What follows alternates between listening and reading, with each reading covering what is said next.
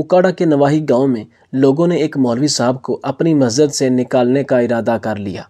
हुआ कुछ यूं कि तबलीगी लोगों की एक जमात इस गांव में ठहरी, जबकि लोगों ने इमाम मस्जिद से कहा कि आप इन तबलीगी जमात वालों को मस्जिद से बाहर निकालें।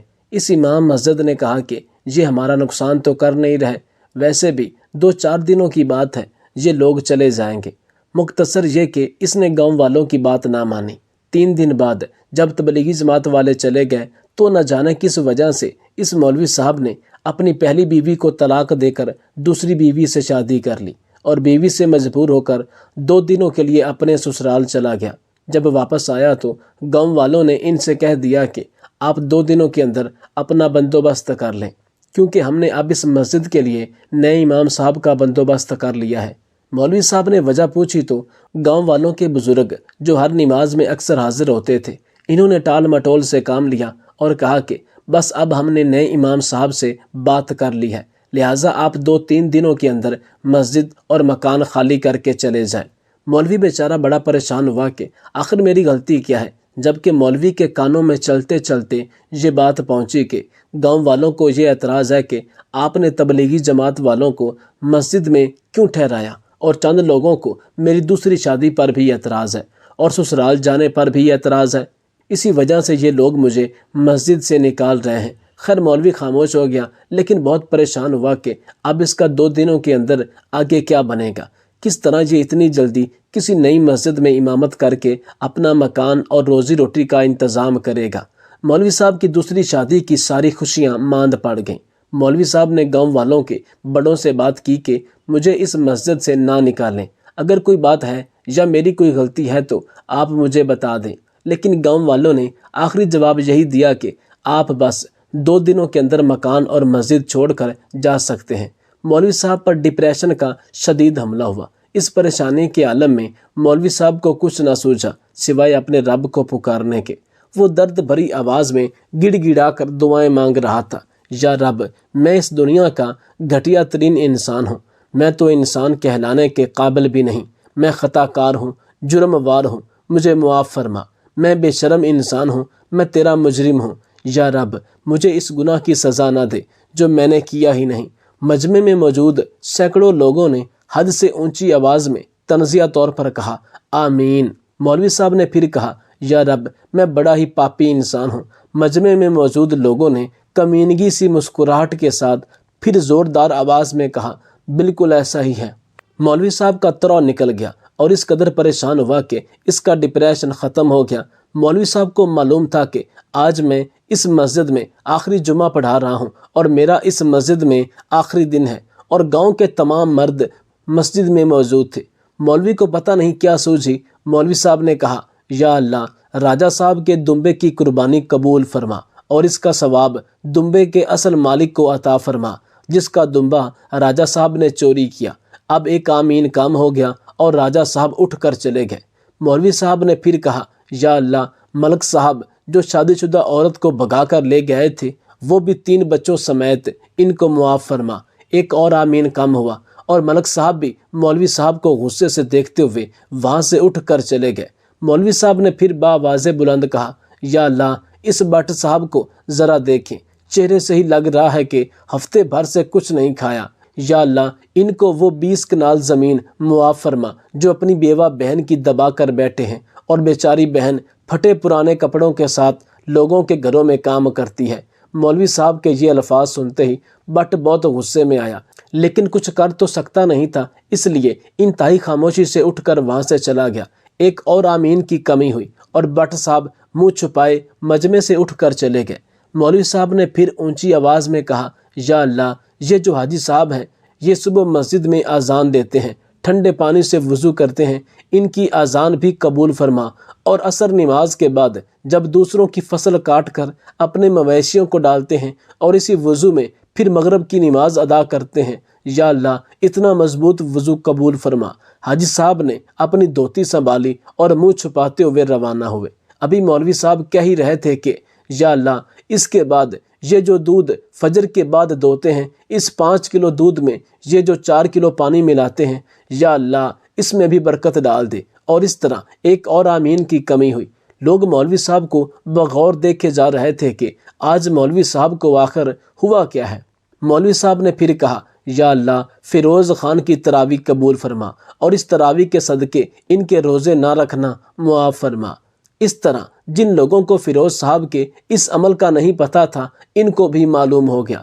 ایک اور آمین میں کمی ہوئی، یا اللہ رانا انور صاحب کو گلے کے کینسر سے محفوظ رکھ، جو لوگوں کی گائے بھینسوں کو آٹے میں سوئیاں کھلاتا ہے اور بھوکے پیاسے جانور تڑپ تڑپ کر مر جاتے ہیں۔ ایک اور آمین کی کمی ہو گئی، یا اللہ لیاقت چودھری کو مثانے کے کینسر سے نجات عطا فرما، جو ہر اس گائے بھینس کے چھری سے تھن کاٹ دیتا ہے جو غلطی سے اس کی فصل میں چلی جائے۔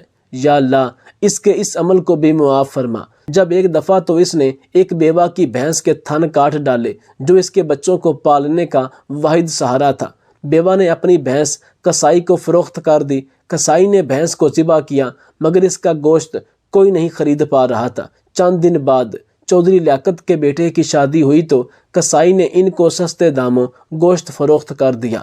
دعوت پر بلائے مہمانوں نے جب گوشت کھایا تو سب لوگوں کی طبیعت بگڑ گئی اور چودھری کی بیوی جان سے ہاتھ دھو بیٹھی۔ مولوی صاحب کے یہ الفاظ سنتے ہی چودھری صاحب بھی میدان چھوڑ گئے اور مسجد میں سناٹا چھا گیا۔ مولوی صاحب نے آخر میں پھر کہا، یا اللہ ان سب گناہ گاروں کی روٹی کھا کھا کر جو مجھ ناچیز سے جو گناہ ہو چکے ہیں وہ بھی معاف فرما، سب کی طرف سے مجھ اکیلے کی آمین۔ یوں مولوی صاحب نے دعا کو متوازن کیا اور ثابت کیا کہ جیسی روح ویسے ہی فرشتے۔ دوسروں کے عیبوں پر پردہ ڈالنا چاہیے جیسا کہ اللہ تعالیٰ نے ہمارے گناہوں پر پردہ ڈال رکھا ہے۔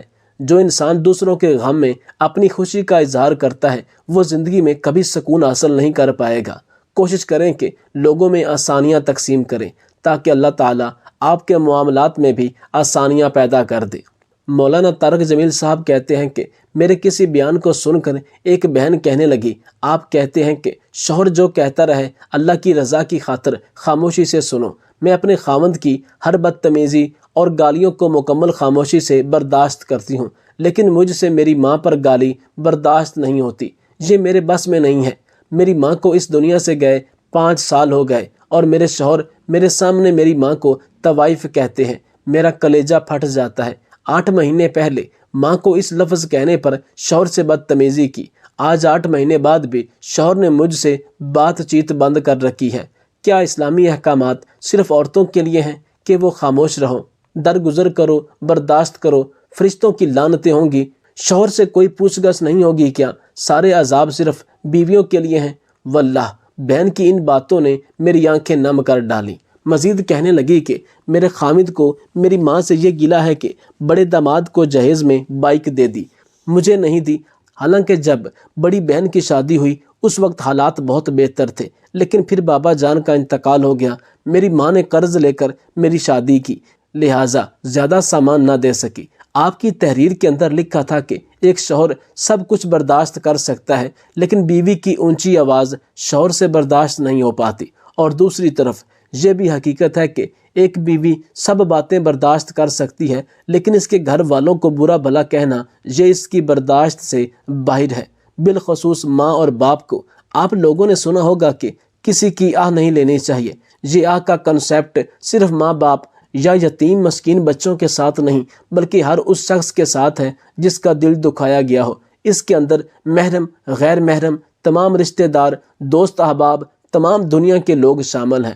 جی یہ فلاں شخص نمازی ہے، جواب ملے گا منہ پر مارو اس کی نمازیں۔ جی یہ حاجی صاحب ہے، یہ روزے دار ہے، یہ تہجد گزار ہے، مگر سارے اعمال کالے کپڑے میں لپیٹ کر منہ پر مار دیے جائیں گے۔ جواب ملے گا کہ پہلے اس شخص سے معافی لے کر آئے جس کا دنیا میں تم نے دل دکھایا تھا، جو آنکھ دنیا میں تمہاری وجہ سے روئی تھی۔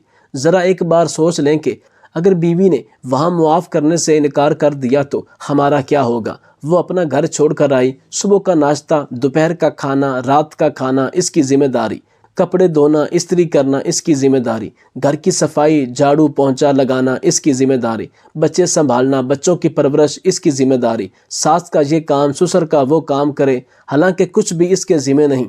مجھے چھوڑیں، آپ کی کیا رائے ہے اس بارے میں؟ دنیا کے کسی بڑے عالم سے پوچھ لیں کہ ان میں کوئی کام اس کے ذمہ نہیں سوائے بچوں کی پرورش کے۔ وہ انکار کر دے تو اس پر کوئی گناہ نہیں، لیکن وہ سب کرتی ہے۔ اس کے باوجود اسے گالیوں سے نوازنا، اس کے گھر والوں کو گالیاں دینا، سب کے سامنے اس کی تذلیل کرنا کہاں کی عقل مندی ہے؟ اسے گالیاں نہ دو، بدسلوکی نہ کرو، اسے سینے سے لگاؤ، تم اللہ کے بندے ہو، وہ بھی اللہ ہی کی بندی ہے اور اللہ سب دیکھ رہا ہے۔ مولانا صاحب کا ایک جملہ جو وہ اکثر اپنے بیانات میں فرماتے ہیں کہ اگر حقوق نہیں دے سکتے تو نہ دو، پھر روزے رکھو، نمازیں پڑھو، لیکن کسی کی بچی کی زندگی برباد مت کرو۔ شوہر تو محافظ ہوتا ہے، پھر جب محافظ ہی بیویوں کو گالیاں دینا شروع کر دے تو پھر اس گھر کی خیر نہیں۔ رشتوں میں ایک دوسرے کا احترام بہت معنی رکھتا ہے۔ عورت کو پیار و محبت کی اتنی ضرورت نہیں جتنی عزت کی ہوتی ہے۔ اس دنیا میں ہر انسان عزت کا ہی بھوکا ہے۔ اگر آپ کسی کو سونے کے برتنوں میں کھانا دیں اور اسے سونے کے چمچ میں دنیا کی قیمتی سے قیمتی چیز کھلائیں پلائیں، لیکن اگر آپ اس کی عزت نہیں کرتے تو یہ سب بے معنی ہے۔